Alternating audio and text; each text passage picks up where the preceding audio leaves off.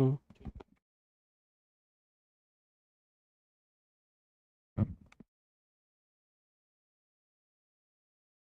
अस्सलाम वालेकुम। उम्मीद है कि आप लोगों को आवाज़ आ रही होगी। आवाज़ आ रही है ना आप लोगों को?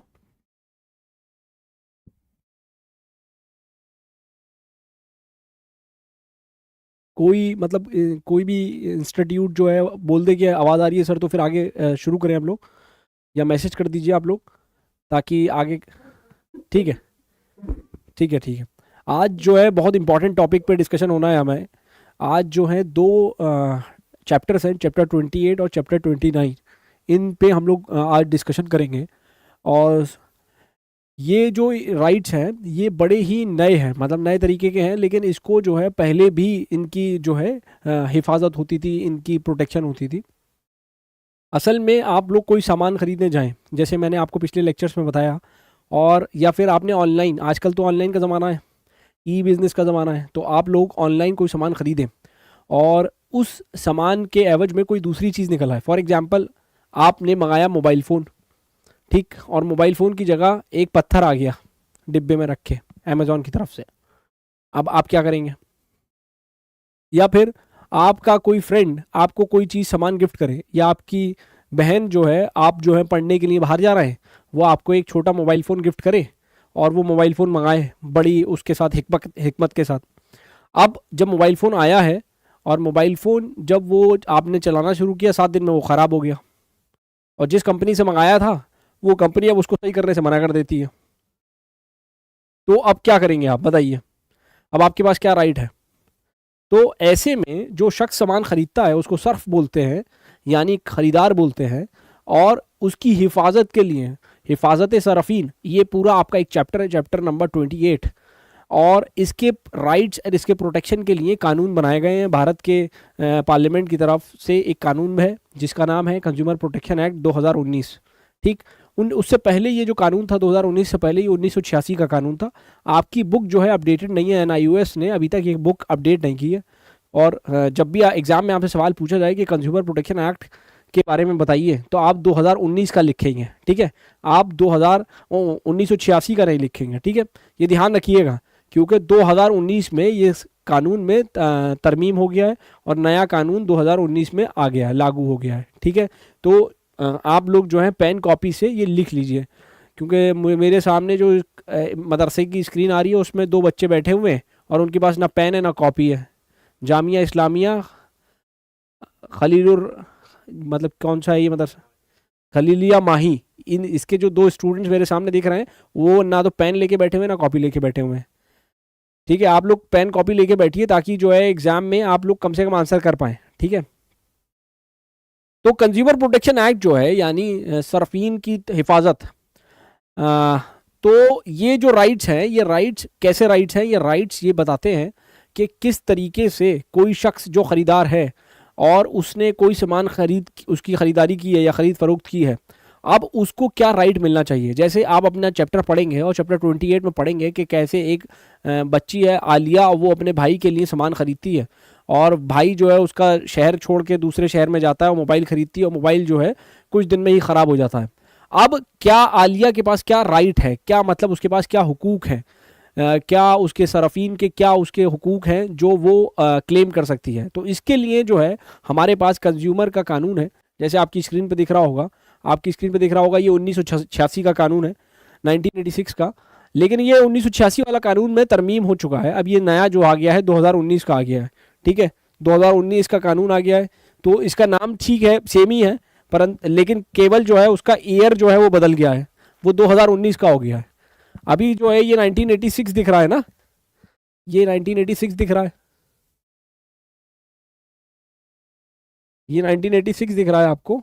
ये 1986 की जगह 2019 में नया तरमीमी कानून आ गया है, और पूरा कानून अब जो है वो हो गया है सरफीन की हिफाजत का कानून, 2019 का कानून, ठीक है।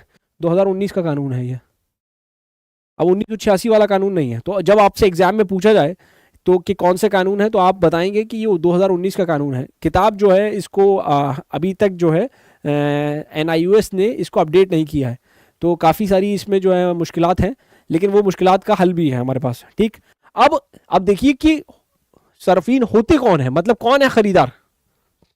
अब आपकी स्क्रीन पे दिख रहा होगा ये है कौन, ठीक। Who is a consumer, who is a consumer, कौन है सरफीन,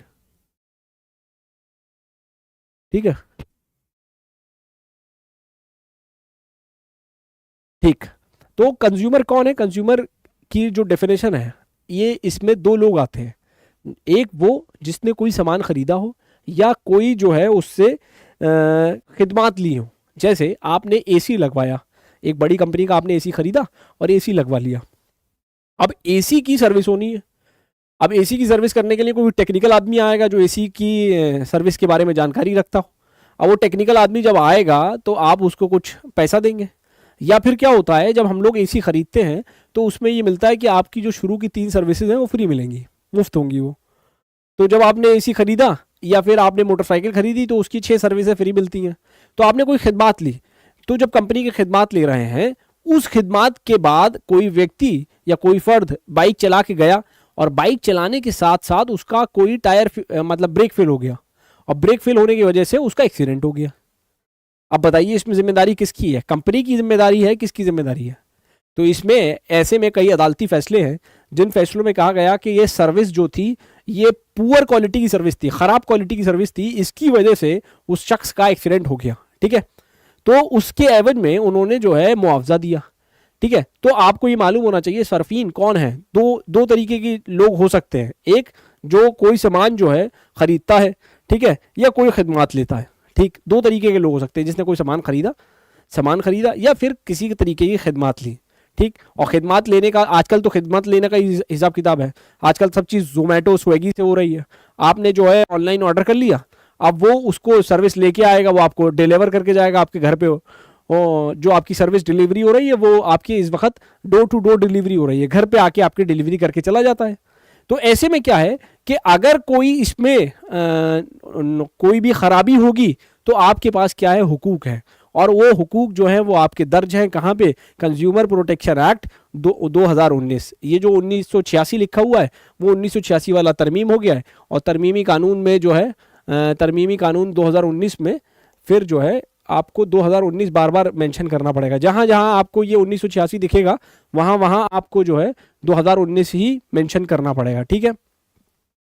अब देखिए, अब यहाँ पे जो है आप एग्जाम्पल देखिए कितना अच्छा जो है इन्होंने एक एग्जाम्पल दिया है कि एक शख्स है जिसने जो है टीवी खरीदा, ठीक है, और जो खरीदने बेचने वाला है उसका जो उसका सर्विस जो है वो ज़्यादा की है, ठीक। अब ऐसे में सिचुएशन में क्या होगा, मतलब एक शख्स ने टीवी खरीदा, अब टीवी में कोई ख़राबी निकल आई, और टीवी जब ख़राब हो गया तो उसकी सर्विस करने के लिए या तो आपको कंपनी के किसी शख्स को बुलाना पड़ेगा, या आपको क्या करना पड़ेगा कि आप खुद से कराएंगे। अब क्या होता है, लिखा हुआ कंडीशन होती है गारंटी में, एक गारंटी कार्ड मिलता है, उसमें लिखा होता है कि जो शख्स ने बाहर से इसमें सर्विस करा ली तो फिर उसकी वारंटी ख़त्म हो जाती है, ठीक। इस तरीके का एक केस जो है कंज्यूमर में हम एक कर रहे हैं। उस केस में क्या है कि एक शख्स ने जो है टीवी खरीदा, फ्रिज खरीदा था, और फ्रिज में जो है ख़राबी हो गई। अब जब कंपनी के लोग आए तो कंपनी के लोगों ने कहा कि ये तो हम कर नहीं पाएंगे, आप इसे बाहर से करा लीजिए। उन्होंने बाहर से करा लिया उसके कहने पे, अब वो फिर भी ठीक नहीं हुआ, तो फिर उन्होंने फिर कंपनी को फ़ोन किया। अब जब वो बाहर से आया तो उसने कह दिया कि जनाब ये तो आपने टेम्पर कर दिया, अब हम इसमें कुछ भी नहीं दे सकते, ना गारंटी मिलेगी। तो इसके इस बुनियाद पे केस किया गया, और केस में जजमेंट आया कि भाई आपको फ्रिज रिप्लेस करना पड़ेगा। और इसका एक बहुत छोटा सा एग्जांपल, आप लोग बचपन से बाल कटाते होंगे और आपको सर्विस देता है जो आपका बार्बर है या जो आपका हेयर कटिंग सैलून वाला है, वो आपको सर्विस देता है। वो क्या करता है, आपकी सर्विस किस तरीके की सर्विस करता है, वो जो है आपके बाल काट देता है, उसके एवज में आप उसको पैसा दे देते हैं, ठीक। तो ये जो है ये भी एक तरीके की खिदमत आप ली, ठीक। और इसी तरीके की मान के चलते हैं आप किसी बहुत बड़े सैलून में गए और जिसकी कीमत थी लगभग 5,000 रुपये, उस सैलून की कीमत थी, आपकी हेयर कटिंग सैलून की कीमत जो थी वो 5,000 रुपये थी। उसने कुछ ऐसा सीजर या कैंची का इस्तेमाल किया जिससे आपको कोई बीमारी हो गई।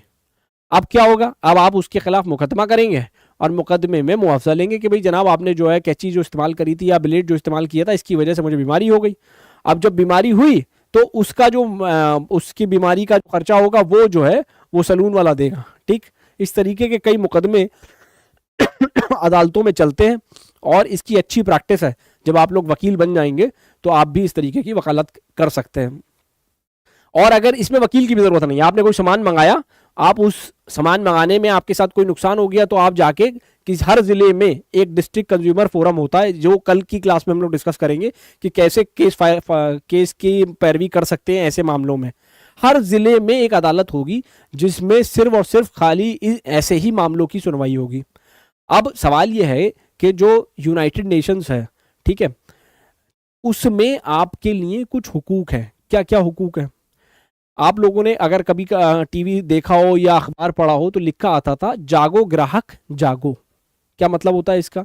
कि जो भी ग्राहक है, जो भी खरीदार है, वो सामान खरीदने से पहले उसकी जांच पड़ताल अच्छे से कर ले। जैसे आप लोगों ने क्या किया, आप लोगों ने कोई सामान खरीदना है तो आप पहले क्या करेंगे, खूब पहले उसकी जानकारी लेंगे, उस जानकारी के बाद ही जो है आप सामान खरीदेंगे।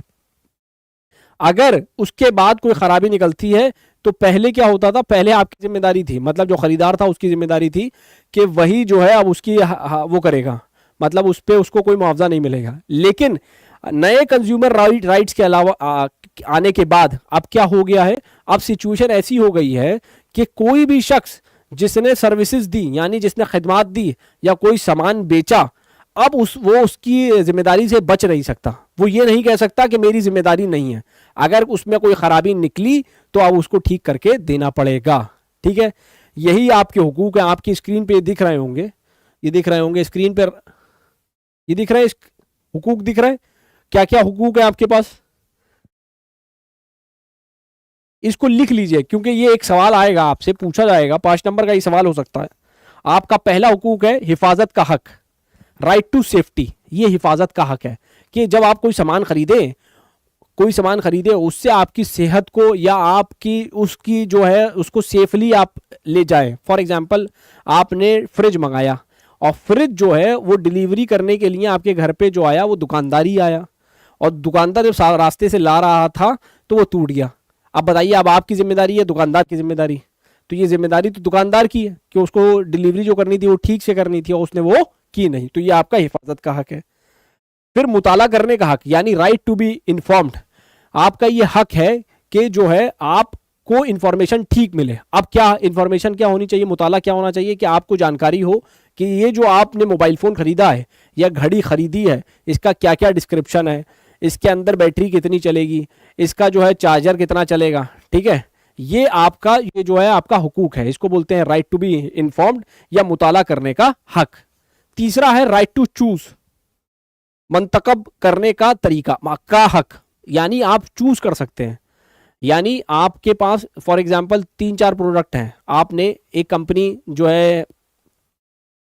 है सैमसंग, एक कंपनी है वन प्लस, और एक कंपनी है रिलायंस जियो, और एक कंपनी है एप्पल आईफोन। ठीक है, तो ये 4 कंपनी है।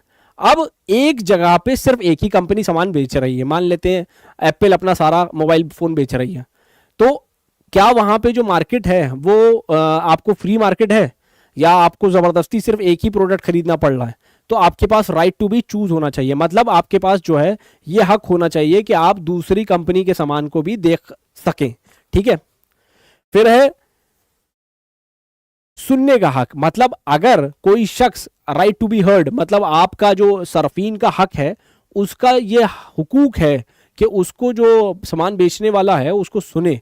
दूसरा, अगर उसके अंदर कोई कमी बेशी निकले तो उसको वो चेंज भी कर दे।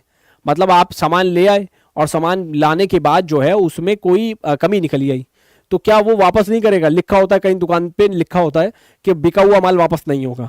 ठीक, तो आप ये कह सकते हो कि कंज्यूमर राइट का वायलेशन है, ऐसा नहीं कर सकते। अगर आपने कोई सामान बेचा है तो आप हमारा कंज्यूमर राइट है, यानी सरफीन का हक है कि हम उसको जो है वापस बदल सकते हैं। ठीक है, लेकिन आप कुछ लोग ऐसे भी करते हैं बार बार कि इस्तेमाल करके जो है जाते हैं और फिर जो है वापस करते हैं, तो ऐसा भी नहीं होना चाहिए। ठीक, फिर है right to be redress, right to be इजला करने का हक। अब आप क्या है, अगर उसमें कोई खराबी, जैसे मैं आपको बता रहा था, अगर खराबी निकल आती है तो खराबी जब निकल आई तो आप उसको वापस कर सकते हैं। और वही वाली बात कि बिका हुआ माल वापस नहीं होगा, ये बात ठीक नहीं है, क्योंकि सराफीन का हक है कि वो जो है वापस कर सकता है। ठीक है, आप उसकी सुनवाई करें और सुनवाई करने के बाद उसका जो है बदल करके दें। ठीक है, फिर है राइट टू कंज्यूमर एजुकेशन, सरफीन की तालीम का हक। ये मालूम होना चाहिए, जैसे सरकार क्या करेगी, सरकार ऐड चलाएगी पेपर में, अखबार में जो है, या टीवी में जो है, इसका बारे में बताएगी कि सरफीन के क्या क्या हक हैं या उनकी जो है एजुकेशन कैसी है। जैसे अक्सर आप देखते होंगे, कोई सामान आपने खरीदी, पानी की बोतल खरीदी, तो उस पर जो है लिखा होता है कि इसमें मिनरल्स कितने क्वांटिटी के हैं, इसकी कीमत कितनी है, और इसको कहाँ बनाया गया, इसको जो है इसकी बॉटल का शेप कैसा है, बॉटल का शेप में क्या क्या है। तो ये सारी जिम्मेदारी जो है ये उस आदमी की है जिस शख्स ने ये प्रोडक्ट बनाया है। ठीक है, राइट टू हेल्दी इन्वायरमेंट, यानी सेहतमंद माहौल का हक। या ये भी एक प्रोडक्ट की क्वालिटी होनी चाहिए कि जो प्रोडक्ट हो उसमें से कोई केमिकल का रिसाव ना हो।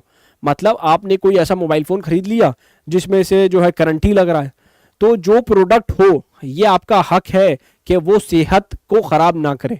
ठीक है, अगर कोई चीज़ है, फॉर एग्जांपल आपने पानी की कोई ड्रिंक ले ली, और उसमें ड्रिंक जब आपने जूस पिया या कोई जो है कोल्ड ड्रिंक ली, उससे आपका सेहत ख़राब हो गई, तो आपका ये जो हुकूक था, सरफीन का हुकूक था कि राइट टू हेल्दी इन्वायरमेंट, सेहतमंद होने का हुकूक जो था वो ख़राब हुआ, तो आप इसके खिलाफ मुकदमा कर सकते हैं जिसकी कंपनी से आपने सामान खरीदा। और right to basic needs, right to basic need, बुनियादी ज़रूरतों का हक, ये भी एक जो है सरफीन का हक है कि जो उसकी बुनियादी ज़रूरतें हैं वो पूरी हो सके। ठीक है, ये आपका मौलिक हुकूक भी है, ये आपका जो है आइन के अंदर भी जो हुकूक है उसमें भी है, और यहाँ पे भी एक कंज्यूमर राइट है जो कि 2019 के कानून से आपको मिलता है। ठीक है, ये बात समझ में आ गई आपको? यहाँ पे किसी को कोई डाउट हो, ये आठों हुकूक आपको लिख के आना है एग्जाम में। ये दीज आर वेरी इंपॉर्टेंट, बहुत इंपॉर्टेंट है, और इनको आपको याद कर लेना है। ठीक है, आप लोग को समझ में आ गया यहाँ पे? आप लोग को समझ में आ रहा है ना यहाँ पे? जी ठीक है, छोटा ही चैप्टर है, बहुत बड़ा चैप्टर नहीं है। आप जब पढ़ेंगी तो इसमें आपको पता चल जाएगा कि छोटे छोटे चैप्टर्स हैं, लेकिन बड़े इंपॉर्टेंट है नॉलेज के पॉइंट ऑफ व्यू से, और आज के ज़माने के हिसाब से भी बड़े इंपॉर्टेंट है। इनकी ज़रूरत है कि किस तरीके से हम बात करते हैं। अब देखिए, जो आगे का फर्दर चैप्टर है वो चैप्टर कहता है कि जो 1986 का कानून है, यानी 2019 का जो कानून के एवज में हम लोग बात करेंगे। यहाँ तो आपकी स्क्रीन पे जो है 1986 का कानून है, क्योंकि आपकी बुक जो है अपडेट नहीं हुई है। अब इसमें जो है सरफीन के हक के लिए, या सरफीन की जो डेफिनेशन है, क्या माने हैं सरफीन के, वो सेक्शन 21D में डिफाइन है। मतलब उसके जो माने हैं वो 21D में लिखे हुए हैं। ठीक है, कि सरफीन कौन होगा? सरफीन वही होगा जिसने कोई सामान खरीदा होगा या कोई खिदमात ली होंगी। ठीक है, आपकी स्क्रीन पे सर हाईलाइट कर रहे हैं, आप देखिए 21D में ये लिखा हुआ है कि सरफीन कौन होगा, तो वही होगा कि जिसके लिए जो है स्क्रीन में जो जिसके लिए गुड्स, जिसने कोई सामान खरीदा है या फिर जिसने कोई खिदमात ली हैं। ठीक है, अगर कोई खिदमात ली है और उसमें कोई कमी निकलती है और उसके वजह से कोई नुकसान हो जाता है, तो वो जो है उसका मुआवजा ले सकता है कोर्ट में, अदालत में अर्जी लगा के। ठीक, ये बात जो है आपका कंज्यूमर राइट में दे रखी है। अब जैसे मैं आपको बताऊं, हमने देखा था डिस्ट्रिक्ट कोर्ट थी, फिर आपका सुप्रीम हाई कोर्ट थी और सुप्रीम कोर्ट थी। इसी तरीके से कंज्यूमर के लिए भी हर ज़िले में ज़िलावार अदालतें हैं, यानी डिस्ट्रिक्ट रिड्रेसल फोरम है, डिस्ट्रिक्ट कंज्यूमर फोरम है, डिस्ट्रिक्ट कंज्यूमर फोरम है। अगर यहाँ से कोई आदमी किसी फर्द का मुकदमे की सुनवाई से वो खुश नहीं होता है, तो वो क्या करेगा? वो चला जाएगा स्टेट पे, यानी स्टेट कंज्यूमर फोरम पे। ठीक है, अगर वो ज़िले के जो कंज्यूमर कोर्ट है उससे खुश नहीं हुआ, तो वो कहाँ चला जाएगा? स्टेट। ठीक, फिर आपका कौन सा है? अगर वो स्टेट से भी खुश नहीं है तो फिर वो चला जाएगा नेशनल कंज्यूमर फोरम पे। ठीक है, तो ये भी 3 तरीके की कोर्ट्स में है, national consumer forum, national consumer forum. और अगर वो नेशनल कंज्यूमर फोरम से भी खुश नहीं है तो वो सीधे सुप्रीम कोर्ट भी जा सकता है नेशनल कंज्यूमर फोरम के बाद। ठीक है, ये ध्यान रखिएगा। ठीक है, ये ध्यान रखिएगा, क्योंकि ये चीज़ जो है वो पूछेंगे आपसे कि अदालत जो कंज्यूमर सरफीन के कानून के हुकूक का जो कानून है उसमें कितने तरीके के कोर्ट्स हैं, तो उसमें 3 तरीके के कोर्ट्स हैं, 3 लेवल पे है, डिस्ट्रिक्ट लेवल पे या ज़िला लेवल पे है, फिर जो है स्टेट लेवल पे है और फिर नेशनल लेवल पे है। ठीक है, ठीक है। तो ये 3 तरीके के कानून को अदालतें हैं। पहला है डिस्ट्रिक्ट कंज्यूमर फोरम, दूसरा है स्टेट कंज्यूमर फोरम और चौथा है नेशनल कंज्यूमर फोरम। यानी अगर कोई शख्स, जो कोई फ़र्द है जो खुश नहीं है ज़िले के ज़िले की अदालत के फ़ैसले से, तो वो जो है डिस्ट्रिक्ट अदालत जा सकता है, फिर स्टेट जा सकता है अगर डिस्ट्रिक्ट से खुश नहीं है, और स्टेट से खुश नहीं है तो फिर नेशनल जा सकता है, और उसके बाद जो है वो सुप्रीम कोर्ट जा सकता है। ठीक है। और जो मेन इसका जो बुनियादी वो है मकासद क्या है इस कानून का, 1986 या 2019 का जो बुनियादी मकासद है कि जो सरफीन के जो हुकूक हैं उसको उसकी हिफाजत करना, ये बुनियादी हुकूक है, बुनियादी मकासद है। और जो उनके मकसद, जो उसके हुकूक हैं उसको हिफाजत करना उनकी, और उनके जो इंटरेस्ट हैं, यानी जो उनके जो राइट्स हैं उसके अलावा जो उनके इंटरेस्ट है, दोनों को प्रोटेक्ट करना है। ये काम जो है किसका है, ये कंज्यूमर की जो एक्ट है, यानी जो सरफीन की हुकूक की हिफाजत का जो कानून है 1986 का, उसके 2 बुनियादी मकसद हैं। पहला है जो protection of interest of consumer, यानी सरफीन के जो हुकूक हैं उनकी हिफाजत करना। दूसरा protection of the rights of the consumers, और उनकी जो उससे रिलेटेड जो इश्यूज हैं उसको प्रोटेक्ट करना, ये उनका इस कानून का मकसद है। ठीक। अब आपको ये मालूम होगा कि अगर कोई शख्स जिसने सामान खरीदा, अब सामान खरीदने के बाद क्या करेगा वो, तो पहले उसका काम क्या होना चाहिए, वो नोटिस भेजेगा। ठीक है, ताकि जो है नोटिस के ज़रिए काम ख़त्म हो जाए। और फिर वो नोटिस के पे भी वो उसको ठीक नहीं करता है, तो फिर वो क्या करेगा, फिर जो है वो कोर्ट में मुकदमा लेके जाएगा कि जनाब हमने इनको नोटिस भेजा था और इन्होंने जो है हमारी सुनवाई नहीं करी। अब जब सुनवाई नहीं करी तो क्या होगा, फिर जो है अदालत फैसला देगी। उसमें कई महत्वपूर्ण कहीं जो है इंपॉर्टेंट कोर्ट ने जजमेंट दिए हैं, जो नज़ीरें हैं। उसमें एक नज़ीर जो है वो लखनऊ डेवलपमेंट अथॉरिटी की है। लखनऊ डेवलपमेंट अथॉरिटी का मुकदमा हुआ लखनऊ डेवलपमेंट अथॉरिटी बनाम MK गुप्ता। अक्सर जो लोग दिल्ली नोएडा के बारे में जानते हैं, बम्बई के बारे में जानते हैं, यहाँ पे फ्लैट का सिस्टम है, मतलब यहाँ फ्लैट का निज़ाम है और लोग जो है फ्लैट लेना पसंद करते हैं। अब हुआ क्या कि लखनऊ डेवलपमेंट अथॉरिटी ने फ्लैट बनाए और फ्लैट बना के लोगों को बेचे, सरफीन ने उसको खरीदा। अब उसकी जो टाइम पीरियड था, जितने टाइम पीरियड में उनको देना था, वो उसको नहीं मिल पाया। ठीक है, वो उनको नहीं मिल पाया। उन्होंने कहा था कि भाई कुछ 10 साल में हम इसको आपको बना के दे देंगे। 10 साल का टाइम ख़त्म हो गया और वो बना नहीं पाए। अब क्या होगा, तो अदालत में वो चले गए कि जनाब इन्होंने जो है हमें ये वादा किया था कि हमें जो है फ्लैट मिलना चाहिए था और इन्होंने वो उसका राइट हमें नहीं दिया। तो अदालत ने फैसला दिया कि ये एक शख्स का जिसको फ्लैट अलॉट हुआ है, ये उसका हुकूक है और ये हुकूक जो है उसका हिफाजत करता है कंज्यूमर का जो कानून है 1986 का। उस वक्त 1986 का कानून लागू था, तो वो जो कानून था उसके अंदर उसको प्रोटेक्शन दी गई। ठीक। दूसरा जो केस है Indian medical association versus VP Shanta. अक्सर जो है ऐसे मामले में डॉक्टर्स के खिलाफ काफ़ी मुकदमे होते हैं। ये केस तो इससे रिलेटेड नहीं है उसमें, लेकिन इसमें ये खिदमात के बारे में बताया गया है कि खिदमात क्या हैं। ठीक है, तो जो जो डॉक्टर्स हैं उनकी खिदमात को खिदमत माना गया। ठीक है, जो डॉक्टर का जो ऑपरेशन है उसको खिदमत माना गया और डॉक्टर के खिलाफ मुकदमे की कार्रवाई इसमें करी जा सकती है। हुआ क्या कि एक शख्स जो है, ये एक एग्जाम्पल है कि एक शख्स जो है वो अपना सीधे हाथ का ऑपरेशन कराने के लिए डॉक्टर साहब के पास गए कि जनाब इसमें फ्रैक्चर हो गया है। डॉक्टर साहब ने फ्रैक्चर बांध दिया उल्टे हाथ पे। ठीक, तो सीधे हाथ का लेके गए थे, उल्टे हाथ पे बांध दिया। अब जो है उन्होंने जो है डॉक्टर साहब के खिलाफ मुकदमा कर दिया, मुकदमे की कार्रवाई हुई। अब उसमें जो है डॉक्टर साहब के खिलाफ मुआवजा का आदेश हो गया। इसी तरीके से एक डॉक्टर साहब ने जो है सर्जरी करी, सर्जरी करने के बाद पेट में कैंची छोड़ दी।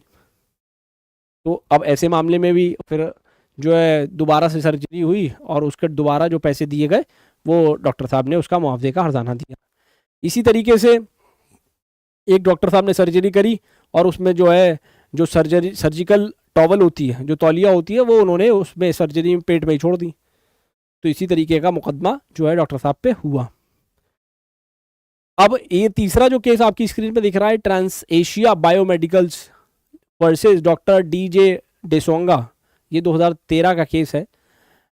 इन्होंने क्या किया, defective second hand auto analyser लिया था किसी सार्फिन ने और उसको जो है ख़रीदा था, जिसके एवज में आदेश किया गया, कोर्ट ने ये ऑर्डर किया कि ये जो है इसका पैसा वापस करना पड़ेगा, जो भी आपने ये बेचा है सामान, क्योंकि आपने जो है ये एक डिफेक्टिव चीज़ यानी ख़राब चीज़ आपने बेच दी थी। वो बेचारा लेने आया था नई चीज़, आपने उसको पुरानी चीज़ बेच दी। ठीक, अक्सर आजकल ये इलेक्ट्रॉनिक्स की मार्केट में हो रहा है। हम लोग देख रहे हैं कि जो है किसी शख्स ने जो है आईफोन ऑर्डर किया और उसकी जगह वो क्या निकल आता है कि उसके लिए निकल आई ब्रिक, ईंट पत्थर निकल आया, और जो है फिर वो मुकदमा करता है, क्योंकि सुनवाई होती नहीं है नोटिस पे। तो जब सुनवाई नहीं होती तो वो उसको केस करना पड़ता है। ठीक है, तो ये चैप्टर 28 में हुकूक थे कि किस तरीके के, और ये आपको मालूम होगा सर्फिन की हिफाजत का जो कानून है वो 2019 में नया आया है, ये भी लिख लीजिएगा, ये बड़ा इंपॉर्टेंट पॉइंट है, ताकि अगर आप एग्ज़ाम में ये बात लिखेंगे तो लोग समझेंगे, जो एग्जामिनर है, जो कॉपी चेक करने वाला होगा, उसको ये महसूस होगा कि बच्चा जो है अपडेटेड है।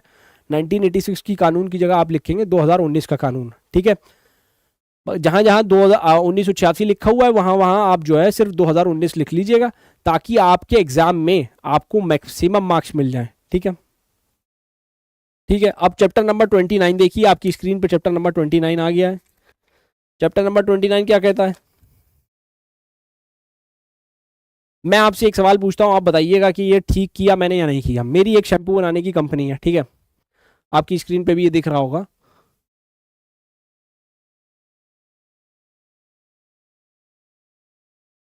ठीक है, मेरी एक शैम्पू बनाने की कंपनी है और वो शैम्पू बनाने की कंपनी का जो रेट है मेरा है 3 रुपये में मैं शैम्पू बेचता हूँ।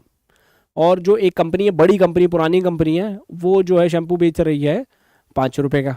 ठीक है, बड़ी कंपनी है, पुरानी कंपनी है।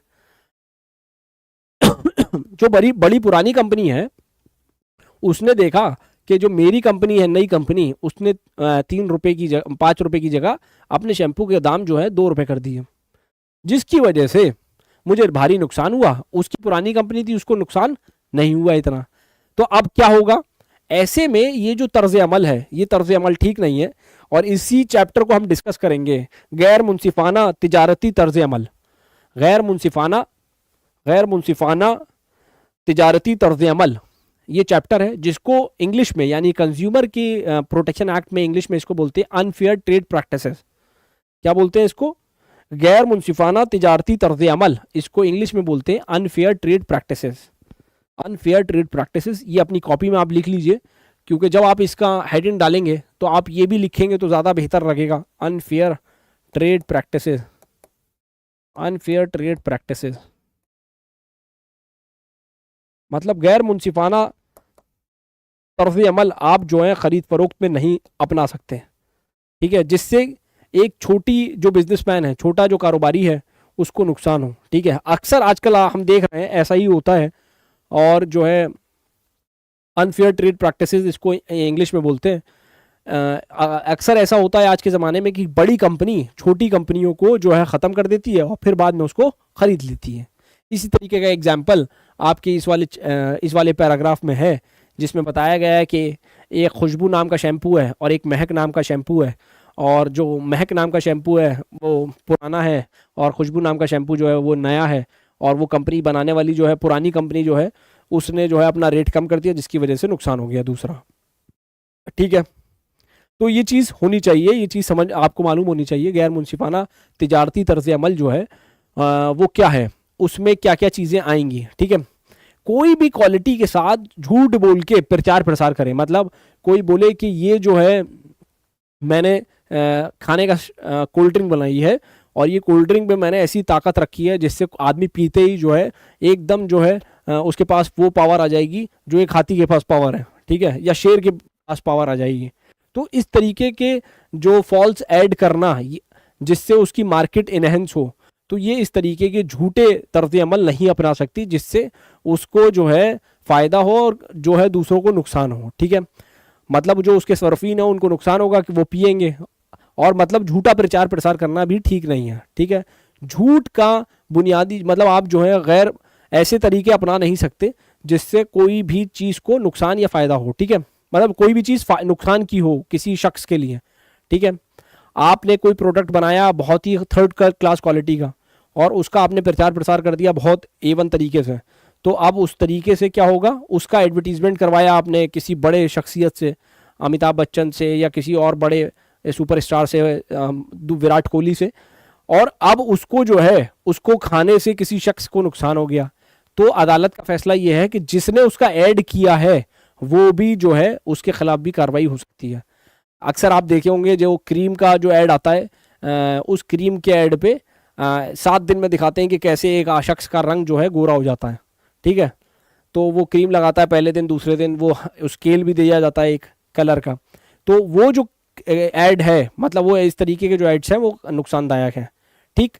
और हर शख्स को जो है किसी भी प्रोडक्ट के साथ गारंटी देना ज़रूरी है। मतलब आपने कोई सामान खरीदा, उसको जो है उसको गारंटी देनी होगी। जैसे उसने मोबाइल फ़ोन खरीदा, अब मोबाइल जो है निकलते ही डिब्बे से बैटरी लगाते ही वो ख़राब हो गया, तो अब क्या होगा कि वो अगर वो कह देता कि यहाँ तो हम गारंटी नहीं देंगे या वारंटी नहीं देंगे, तो ऐसे में जो सरफीन के हुकूक हैं वो उसका जो है मुखालफत होगी, और उस मुखालफत के एवज में उसको जो है मुआवजा देना पड़ेगा। यानी आप कोई सामान ऐसा नहीं बेच सकते जिससे जो है सरफीन को नुकसान हो, यानी ख़रीदार को नुकसान हो।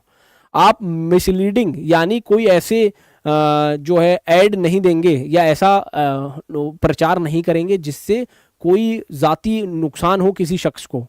जैसे मैंने आपको फेयर एंड लवली का या क्रीम का ऐड बताया जिसमें आपने झूठा प्रचार किया, ठीक है। तो ये सारी चीज़ें जो होंगी गैर मुनसिफाना तिजारती तर्ज अमल में आएगा, ठीक है। अच्छा, अब कोई शख्स जो है उसने रेट गिरा लिया अपने, और जिसकी वजह से कंपनी थी उसका भी नुकसान हुआ। अब क्या होगा ऐसे में? ऐसे में एक कानून है कंपटीशन एक्ट, ठीक है।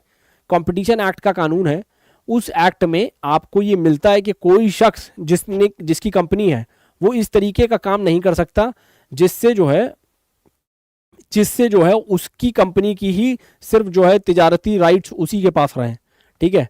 तो इस तरीके का कानून है कंपटीशन एक्ट 2002 का, जिसमें कहा गया है कि आप जो है जैसे मान के चलते हैं कि हमारे यहाँ तेल जो है वो इंडियन ऑयल बेचती है, ठीक, और जो है सिलेंडर जो है वो किसी दूसरी कंपनी का आता है, ठीक है।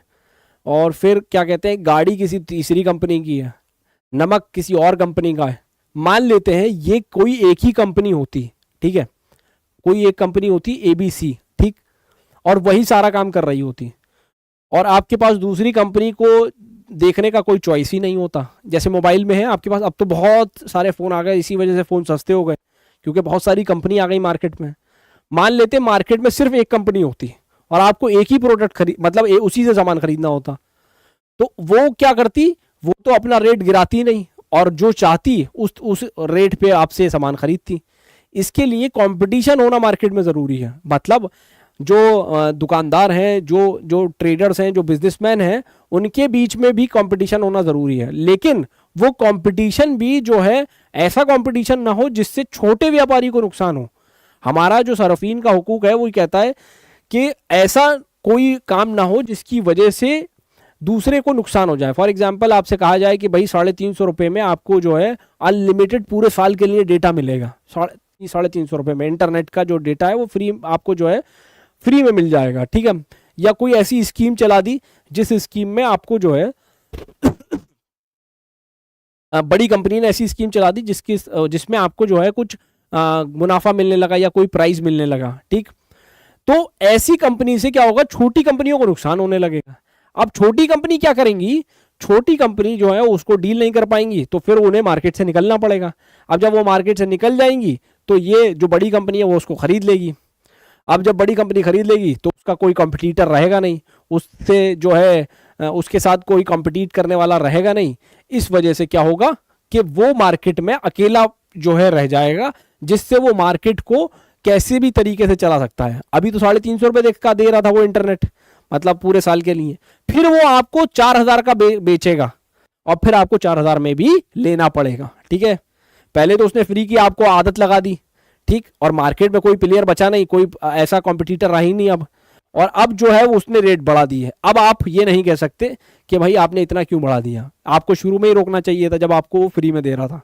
ठीक है, तो ये जो कानून है, मतलब जो कंपटीशन एक्ट है या सरफीन के जो हुकूक का जो कानून है, ये भी जो है आपको बताता है कि ये राइट है आपका कि आप उससे पूछें कि भाई आप ये कैसे कर रहे हो, या फिर आप जो है उससे मालूमात करें कि इसका क्या फ़ायदा है क्या नुकसान है। ठीक है, असल में जब हम फ्री का देखते हैं तो हम समझते हैं कि यार ये तो हमारे मुनाफे का है, हमारे तो पैसे बच रहे हैं, लेकिन वो आपकी आदत डाल रहा होता है शुरू में। बाद में जब आदत पड़ जाती है तो फिर वो आपसे मोटा पैसा लेता है उसका। यहां तक बात समझ में आ रही है आप लोगों के?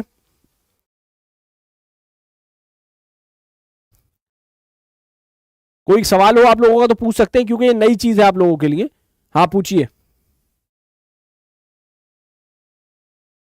आप पूछिए सवाल। हाँ,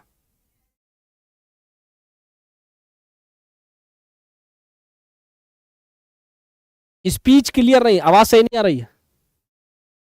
अच्छा, स्क्रीन स्क्रीन क्लियर नहीं है, तो वो तो बेटा इस वजह से हो सकता है कि आप लोग का इंटरनेट ठीक ना हो।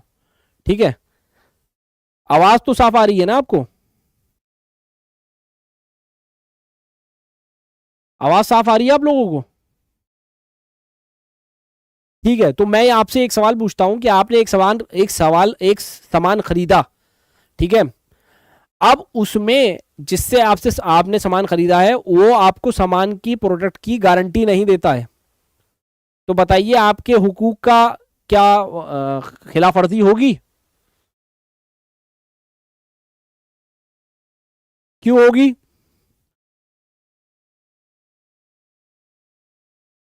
क्यों होगी बताइए?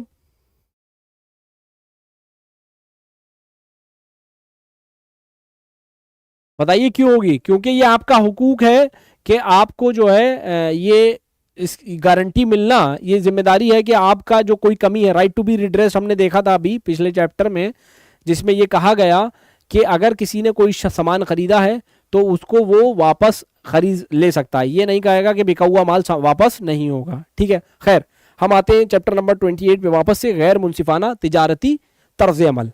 ठीक है, अब आपको क्या है कि कोई शख्स, जैसे हम लोगों ने कभी देखा होगा जब हम लोग बस से ट्रैवल करते हैं या ट्रेन से चलते हैं, सफ़र करते हैं, तो कई जगह आपको ऐसे प्रोडक्ट मिल जाएंगे, जैसे आपने पानी की बोतल ली, तो वो पानी की बोतल बिस्लरी की होती है, कंपनी का नाम है बिस्लरी।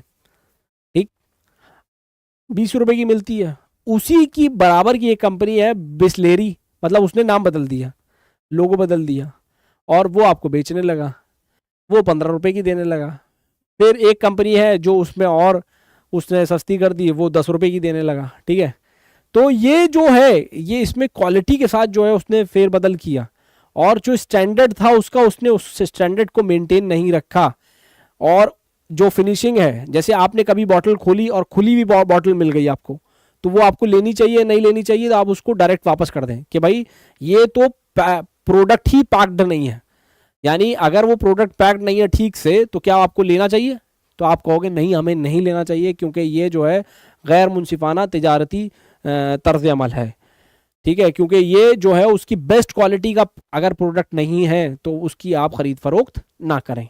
ठीक है, ये फिर अनफेयर ट्रेड प्रैक्टिसेस में आएगा। ठीक, अब एक सवाल और है, बड़ा इंपॉर्टेंट है। लोग जो है जबरदस्ती जमा करके रख लेते हैं सामान। ठीक है, उन्हें पता चल गया उन्हें पता चल गया कि जो है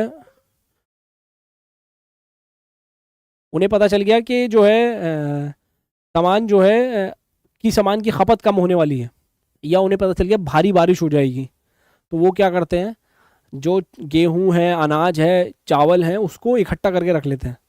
और देखिएगा स्क्रीन जम गई मेरे ख्याल से।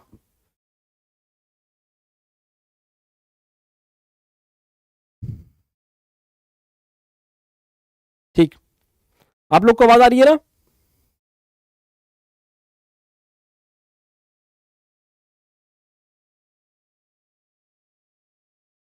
आप लोग को आवाज आ रही है ना? ठीक ठीक ठीक, ठीक है। तो अब जो है ये मैं समझाने की कोशिश कर रहा हूं आपको कि आपने कोई, पता चल गया किसी शख्स को या कंपनी को कि अब जो है कोई महामारी आने वाली है, ठीक है, लॉकडाउन लगने वाला है, तो उसने क्या किया, मार्केट से 1 महीने पहले सारा सामान गल्ला जो है निकाल के अपने पास रख लिया। तो जो ये गैर मुनसिफाना तिजारती अमल में आएगा कि आप जो है अपने पास सारी चीज़ जमा करके रख नहीं सकते, ठीक। या फिर किसी शख्स को ज़रूरत है, आपने, या किसी आबादी को ज़रूरत है सामान की, पानी की ज़रूरत है, आपने क्या किया, आपने कह दिया कि मैं इन्हें नहीं बेचूंगा, चाहे मैं इसमें आग लगा दूं या उसको फेंक दूं, खराब कर दूं। तो इस तरीके का भी काम नहीं करेंगे, इसको बोलते हैं होर्डिंग एंड डिस्ट्रक्शन, ठीक है, कि आप जो है कोई ऐसी तर्ज अमल नहीं करेंगे तिजारती जिससे आप सारी चीज़ जमा कर लें या सारी चीज़ खराब कर दें, क्योंकि उनका राइट है, अगर किसी शख्स का ये राइट है कि उसको पानी मिलना चाहिए तो पानी मिलना चाहिए। लेकिन आप कहोगे कि ये राइट तो जो है इनके सरकार की तरफ होना चाहिए, लेकिन मार्केट में जो लोग काम कर रहे हैं आप पैसे देके उनसे सामान खरीद सकते हैं। फिर है मोनोपोली एंड कंपटीशन, ये बड़ी इंपॉर्टेंट चीज़ है कि एक शख्स की एक, मतलब उसकी जो है सारी चीज़ पे जो है अक्सरियत हो, मतलब वही काबू कर रहा हो सब चीज़ को, और उसने जो है क्या किया हो, दूसरे प्लेयर्स को आने ही ना दिया हो, ठीक है। इसको बोलते हैं, पहली चीज को बोलते हैं मोनोपोली, दूसरी चीज को बोलते हैं कंपटीशन, ठीक है। अब तिजारत में क्या होना चाहिए, तिजारत में एक ही फर्द के पास सब चीजें नहीं होनी चाहिए। अगर एक ही फर्द के पास सब चीजें हैं तो उसको क्या बोलेंगे, मोनोपोली। और तिजारत में कई लोग मिल के काम कर रहे हैं और कई मार्केट में कंपनीज है तो उसको बोलेंगे कंपटीशन। अब इन लोगों के बीच में कंपटीशन होगा तो क्या होगा, उससे फायदा किसका होगा, सरफीन का होगा, क्योंकि उन्हें सस्ते में सामान मिल जाएगा, क्योंकि ये लोग तो आपस में कंपीट करेंगे, और जिसकी वजह से फायदा किसको होगा, जो खरीदार है, ठीक है। मान लेते हैं कि एक ही कंपनी जो है वो सब कुछ कर रही है, तो जैसे मैंने आपको बताया पहले कि वो पहले तो आपकी आदत लगाएगी, फिर बाद में वो आपसे मोटा पैसा वसूल करेगी। अगर लेकिन मार्केट में कई सारे प्लेयर्स होते, मार्केट में कई सारी इंडस्ट्रीज होती, फैक्ट्रीज होती, तो क्या होता, उसमें फिर कंपटीशन रहता, जिसकी वजह से तो आपको माल अच्छा भी मिलता और बेटर क्वालिटी का मिलता, क्योंकि कोई भी शख्स अच्छी चीज़ खरीदना चाहता है तो उसके लिए अच्छी चीज़ खरीदने के लिए कुछ कंपनीज अच्छी होनी चाहिए जिससे वो सामान खरीद सकता है, ठीक है। तो ये बात समझ में आ गई, मोनोपोली और कंपटीशन।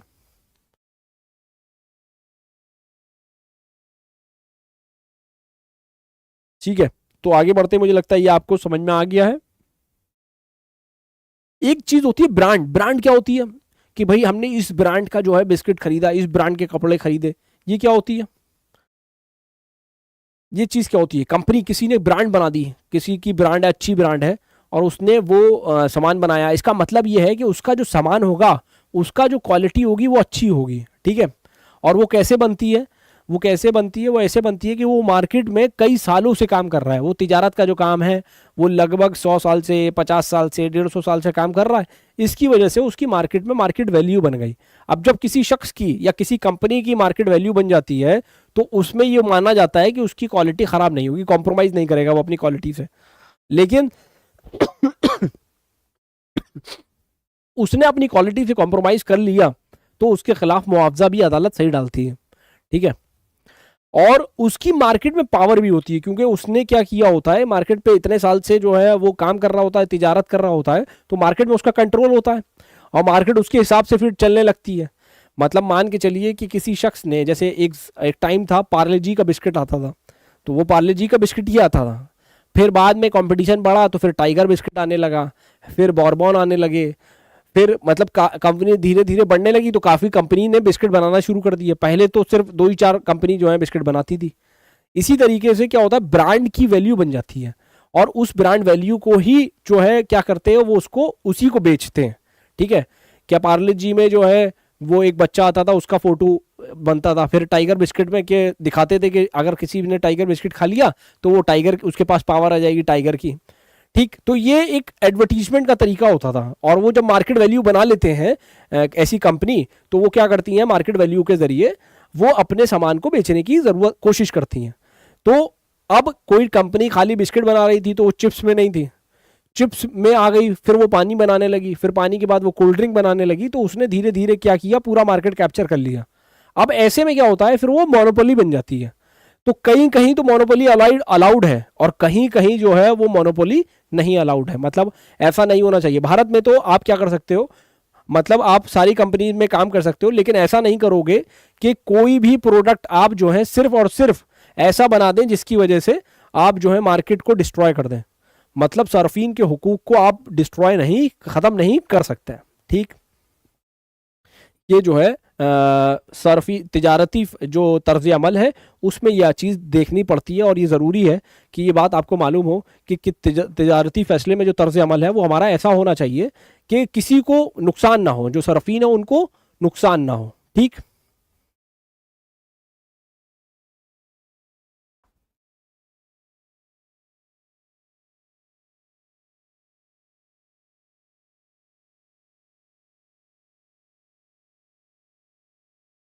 अब देखिए इसमें 29.4 जो है वो बड़ा इंपॉर्टेंट है।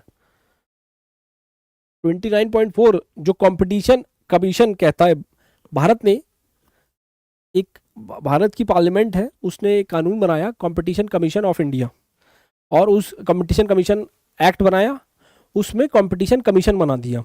यानी कि अगर कोई ऐसी कंपनी है जिन्होंने क्या किया है, मोनोपोली अपनी क्रिएट कर ली है, तो भारत के पार्लियामेंट ने कहा कि एक कमीशन होगा जो इसकी निगरानी करेगा, जो इसकी निगरानी करेगा कि कोई मार्केट में ऐसा तर्ज अमल ना लेके आए कंपनी जिसकी वजह से सर्फिन के हुकूक का उल्लंघन हो या उसका वायलेशन हो। ठीक, तो ये कंपटीशन कमीशन जो है वो 14 अक्टूबर 2003 को आया और इसका काम शुरू हुआ मई 2009 में। ठीक है, और इसका काम क्या है कि जो मार्केट है उसका जो फ़ायदा है वो फ़ायदा ज़्यादा से ज़्यादा सर्फिन को पहुँचे, और एक फेयर और हेल्दी कंपटीशन बना रहे। मतलब एक ऐसा तर्ज अमल हो जिसकी वजह से सर्फिन को फ़ायदा हो और भारत की जो ग्रोथ हो, उसके लिए ये कमीशन बनाया गया। उसकी निगरानी कर, ये काम है निगरानी करने का कि जो मार्केट में इंडस्ट्रीज़ हैं या जो कंपनी काम कर रही हैं या सामान बेच रही हैं,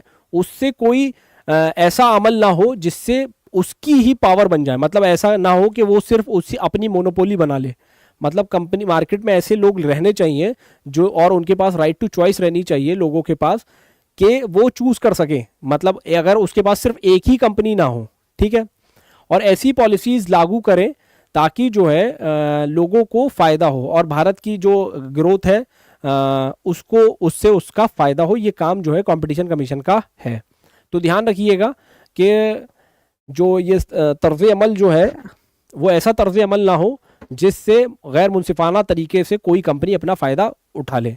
ठीक है, और उसको ठीक करने के लिए हमारे पास कंपटीशन कमीशन है, हमारे पास कंपटीशन कमीशन का कानून है, हमारे पास जो है सर्फिन के हकूक़ को प्रोटेक्ट करने का एक कानून है। ठीक, और उसके जो है कुछ बुनियादी हुकूक और फैसले हैं जो हमने चैप्टर नंबर 28 में देखा।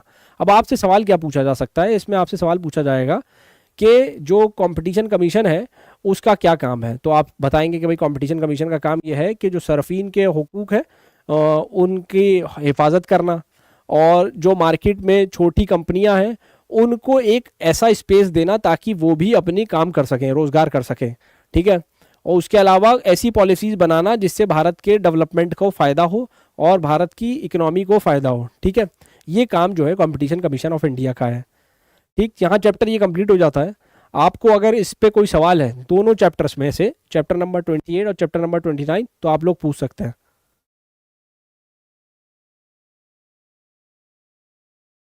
कोई सवाल है आप लोगों का?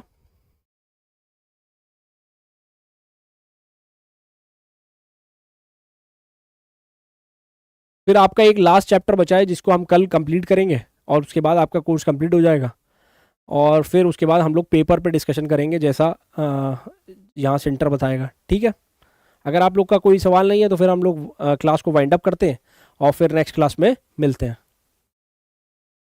ठीक है, अस्सलाम वालेकुम।